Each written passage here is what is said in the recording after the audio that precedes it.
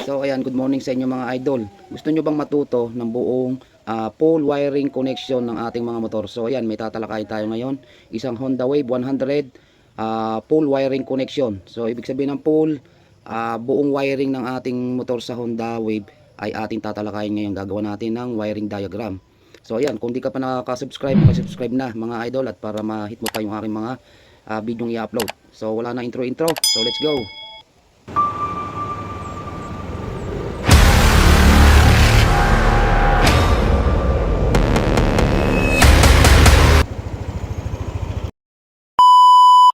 So ito na mga idol, ito yung ating ginawang full wiring diagram ng ating Honda Wave 100 full wiring diagram. So ang ACC ng ating Honda ay kulay black. So ano ba yung mga electrical wiring system natin? Meron tayo diyang stator, meron tayo ditong regulator 4 wire, meron tayo ditong CDI na 5 pin, meron tayo ditong ignition switch. So kompleto to mga idol, meron tayo ditong battery. Ito ay step by step natin ituturo sa inyo para kayo matutong mag-connection. Para pagka ito ay nasundan ninyo, ay hindi na kayo mahihirapan pa sa mga ibang klase ng motor. Kaya nyo mag-wiring ng buong motor. So meron tayo ditong push start switch, bago horn switch, bago yung ating switch ng placer, right and left. Meron tayo ditong placer relay. So yan, bago yung switch ng ating high and low. Meron tayo dito mga idol na ginawang yan, pakikita ko lang sa inyo. Side light, bago ito yung ating sa brake light, yung sa likod. So tatlo din ang wire nyan. Meron yung tail light at saka yung sa ating brake light. Bago yung itong ating dalawang bulb ng placer, at yung ating sa busina, stock horn, at yung ating relay, starter relay, at yung ating starter motor. So step by step tayo mga idol. Sundan nyo lang mabuti. At ating iisa-isahin yung mga bawat connection. Si Honda Wave 100 mga idol ay isang AC drive or naka primary. Sinabing AC drive, yung kanyang source, yung kanyang supply dito sa ating stator, yung main supply natin ay nanggagaling yung sa kanyang primary papunta dito ng ating CDI. Malaki po pagkakaiba na rin sa ating DC operated. Kaya ito ay tinatawag nating AC or naka primary type tayo. Hindi katulad nung iba na naka DC operated.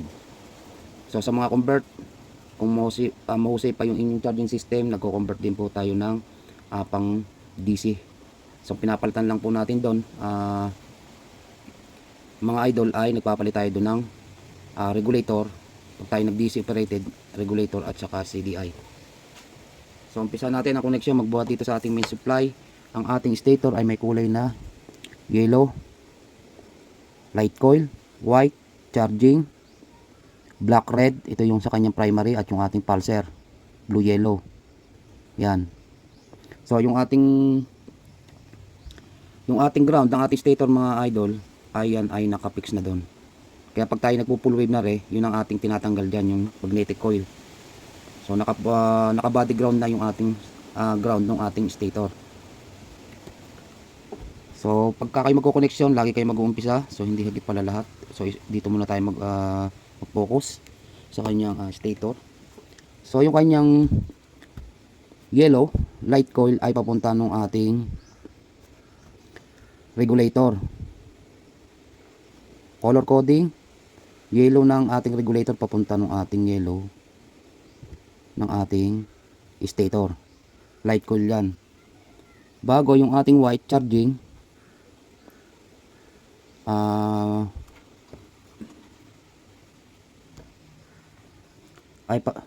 white ng ating regulator papunta din ng ating white ng stator. So yan, ganyan yan. Charging, bago dito sa ating stator, yung kanyang black red mga idol ay papunta naman ng ating CDI. Black red dito tayo CDI. Yan. Black red. Ito pala ang black red mga idol. Ito yung kanyang pinaka-supply ng ating CDI. stator, output. Pagdating dito sa CDI, input. So ganun po yan, input, output, output yung source. So mamaya paliwanag natin. Matik yung green ng ating CDI ay naka body ground na. So pagka nakakita kayo ganito mga idol, ayan ay body ground. So sa ating blue yellow, dito din po yan pupunta sa ating CDI. Yan po yung ating pulser. Tandaan nyo lang, blue yellow. Yan.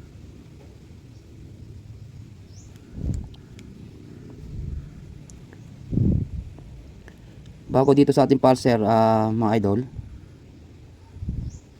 kulang pa tayo dito. Meron pa ditong kulay green.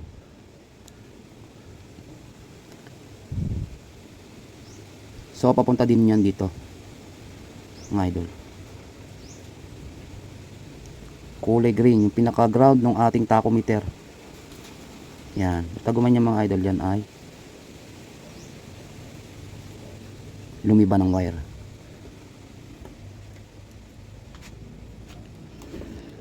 And then dito sa ating regulator,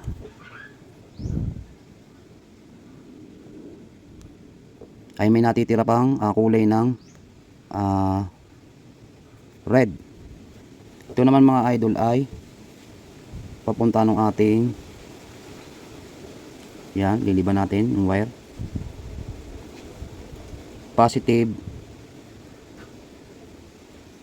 ng ating battery. Yan, papunta ng positive ng battery. So may fuse yan, 10 amperes. So tapusin na natin to, itong tatlong nakanay. Sa CDI nya ay may natitirang black white.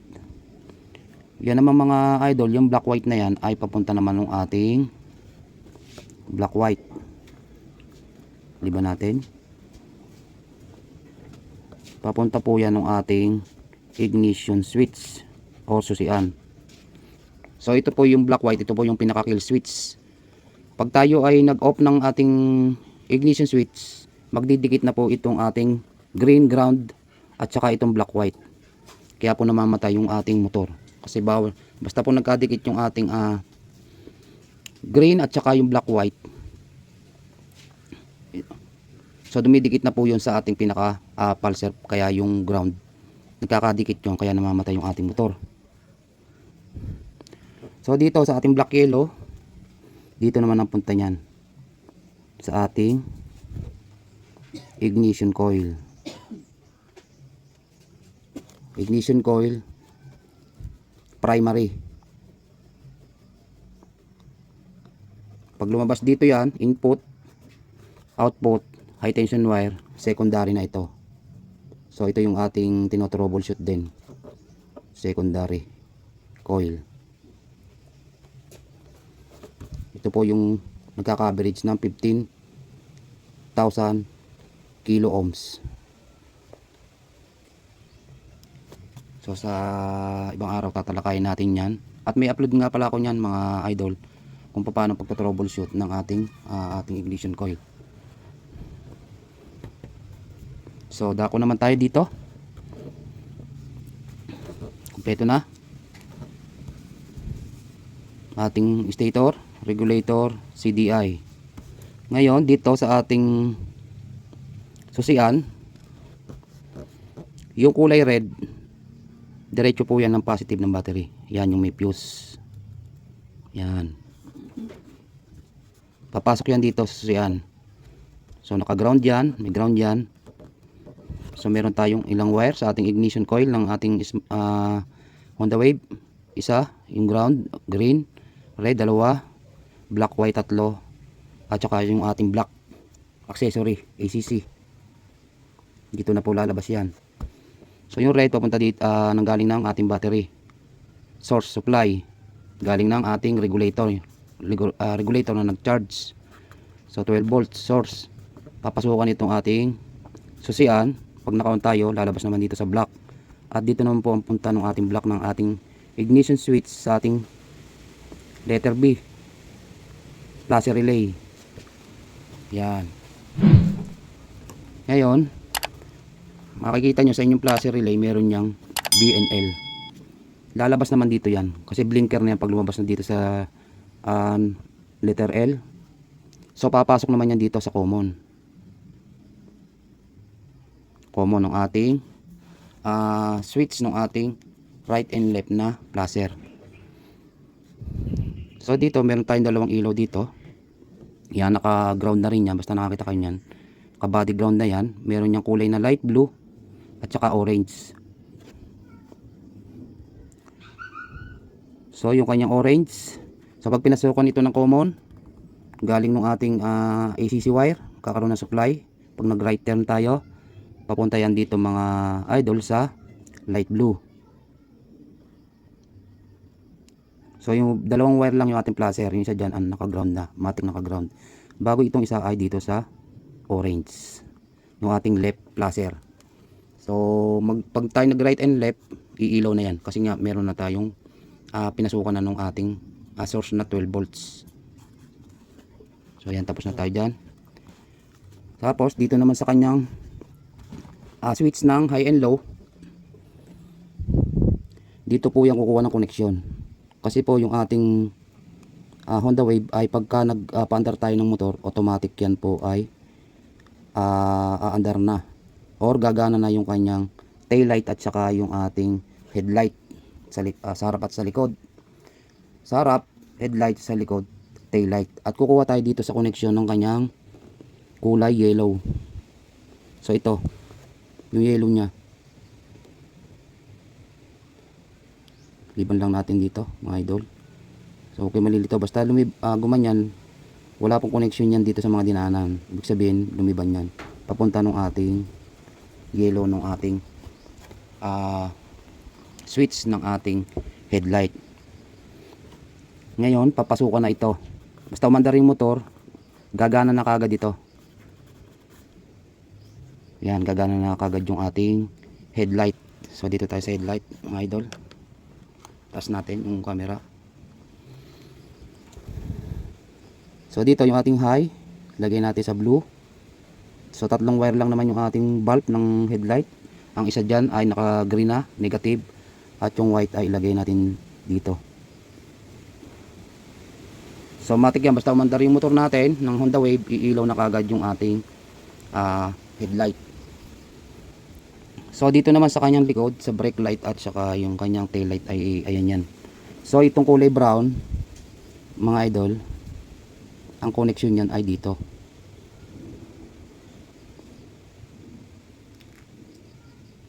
Papupuntahin din natin yan sa ating yellow. Kasi basta umandar ang motor nga natin mga idol ay connection na kagad yan sa ating light coil. So yan, nakita nyo, naka ground na rin. May ground din yan, 3 ang wire nyan. Katulad ng ating headlight. Papunta na yan dito sa ating yellow. Basta umandar yung motor natin, buhay yung tail light at saka yung ating headlight. So dito na lang kayo magti-trigger sa kanyang switch sa left, high and low. So ngayon dito, paano natin mapapagana yung brake light switch? So yung kanyang brake light switch mga idol ay sa battery yan, nakakoneksyon.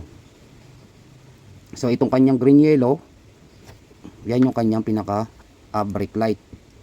Ngayon may dalawang wire to, dalawang wire ng kanyang brake switch at saka sa handle switch.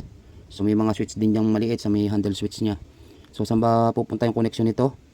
Yung isa pupunta din sa isang connection ng ating brake switch. Papunta yan ng ating kulay green yellow.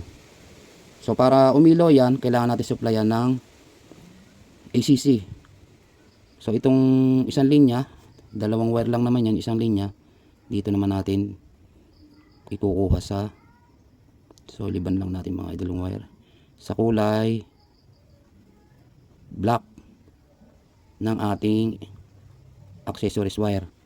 So once na tayo ay pumiga or umapak tayo sa ating brake switch panghuli, so supplyan ito, mabubuo na yung connection ng ating brake switch. So magsasama na ito yung dalawang linyang ito kasi cut yan dito mga idol, cut yan. So pagka yan ay nag brake switch tayo, magsasama na yan, kaya mapapailaw natin yung headlight. So dito naman tayo sa part ng ibaba. pa-adjust tayo ng pa-adjust. So ito ating busina, may dalawang wire din yan sa horn. So naka-ground na tayo, matik naka-ground na yan. So ito ay yung ating busina ay positive trigger. So ilalagay natin dito sa positive nya ng isang wire ng ating sa busina. Yan na may wala namang polarity yan. Kahit yan ay mamimili lang kayo sa dalawang terminal nya kung alin gagawin yung positive at negative. Basta yung isa dyan naka-negative yung ating horn, yung stock horn. At itong isa ay dito din natin i-connection mga idol sa kulay black ACC. So ayan, black din yan, papunta ng ating sa brake switch at saka itong sa ating papunta naman ng ating ACC. So yan, kulay black lagyan natin. So okay na, buo na yung ating sa busina. So dito naman tayo sa ating starter relay at saka starter motor. So paano ito napapagana? So dito sa ating starter motor, starter relay, yung number 30 nya, direct po to, positive nung ating, kaya ako nilagyan ng mga number parang sa home relay para hindi kayo malito, para alam nyo kung paano tatrabaho. Ito yung pinaka main supply ng ating relay, papunta to. So hindi to dadaan ng fuse mga idol, direkta to. Kung makita nyo may eye pin yan, ganito ang itsura ng eye pin yan, bago mayroon ditong clip, dito iniipit yan, malaking wire yan. Bago yung kanyang number 87 output yan, may supply na kagad yung isa niyan sa starter relay. At ito papunta naman ito ng ating starter motor, positive yan. Pag nakakita kayo ng parang may nakapatong doon sa kanyang starter motor, yun po ay positive. So dalawa yan, ang isa niyan ay papunta naman ng ating, dalawa kasi yan, may wire yan. Iba kasi naka mga idol, naka body ground, papunta naman to ng negative nung ating battery. Yan, kulay green din yan. Green po ang negative ng ating Honda Wave. So hindi pa gagana yan mga idol. So may natitira pa tayo dito, itong 8586, ito yung nagti-trigger. Kailangan mag-trigger to para yung supply ng galing battery number 30 lumipat dito sa 87, lumiban dito para masupplyan niya to. So naka-ground na yan, doon yan iikot. So kailangan natin kumuha mga idol ng supply. Itong kanyang sa push start, dalawang wire din yan. Yung isa niyan papunta dito sa ating, kukuha yan dito sa ating kulay black. So ito yun, black na yun. So dito na natin connection, at yan naman ay magkakaduktong or magkakalinya. So black din ito. Yan. So magkakaroon na ng supply ito. Tapos itong kanyang isang wire ng ating push start, papunta naman to dito sa ating number 86. Positive to. ACC. Na lang yan ilagay natin, ACC. Positive. At matic ito. Ito ang ginagawa kasi dito. Papaliwanag ko itong number 85 mga idol. Ito kumisan kino-connect nila sa ating gear indicator. Itong number 85 ground. Pero hindi pare-parehas, merong ibang motor yung positive ang kinukuhanan sa ibang para yung halimbawa naka neutral ka, dun mo lang ito mapapaandar. So nagko-connection to sa may gear ng neutral. So pagka nakakambyo ka, primera, segunda, tercera, kwarta, hindi siya aandar. So yun, kumukuha sila ng connection dito sa may gear. Ito yung ating connection ng ating sa cambio kung saan tayo nakaset up. Gear indicator. So yun, ganun lang mga idol yung ating connection ng ating sa Honda Wave 100. So pag na-complete, pagka yun ay nakabisado nyo mga idol yung connection na yan, kaya nyo na po mag connection ng mga ibang motor pa kahit pa po naka DC operated. So dito lang naman yung nagkakatalo. Madali na, basta nakabisado nyo na itong sa ating AC drive, kakayanin nyo na rin yung mga DC drive. So sa susunod tatalakayin naman natin mga idol yung Suzuki Smash pole wiring diagram. So yun lang, maraming salamat at sana ay may natutunan kayo. Ulit-ulitin nyo lang yung video or i-screenshot nyo so hindi makuha ng buo, medyo layo natin. So yan, screenshot nyo mga idol. Yan, maraming pa salamat and God bless po.